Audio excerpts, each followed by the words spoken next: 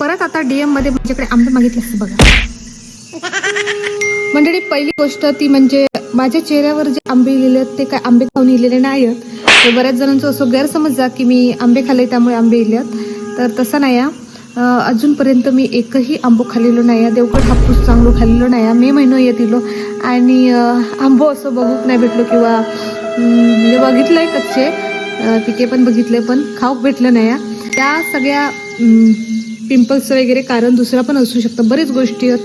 Tension, stress, metabolism, PCOD आणि बरेच काय काय आहेत. तर मंडळी त्याचा संबंध माझ्या आंब्या खाण्याशी काहीच नाही. आणि दुसरी गोष्ट म्हणजे मी प्रमोशन केलं बरंच आंब्यांचं वगैरे. तर त्याचा अर्थ माझ्याकडे भरपूर ढिगाण आंबे आहेत आणि तुम्ही माका माझ्याकडे फुकट आंबे मागता असतो तसा नाही.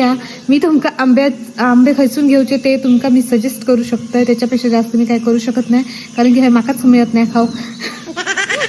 म्हणजे देवगडात राहून आमची ही परिस्थिती आहे आणि याचं कारण म्हणजे खरोखर आंब्यामध्ये घट आहे त्यामुळे आणि शेतकऱ्याची मेहनत आहे त्यामुळे ती काही वाटत फिरणार नाही.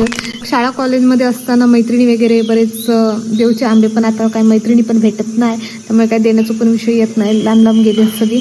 त्यामुळे तुम्ही जसे आंबो खाऊसाठी उत्सुक झालेला तसं मी सुद्धा असं आहे. मी जो पोस्ट टाकले होते आंबो खाल्लास की नाही तर तो माझा स्वतःचा आन्सर सुद्धा नो होता. त्यामुळे तुम्ही असं म्हणू नको की त्याच्यावरून मी आंबे भरपूर खाऊन बसले तसा काही नाही.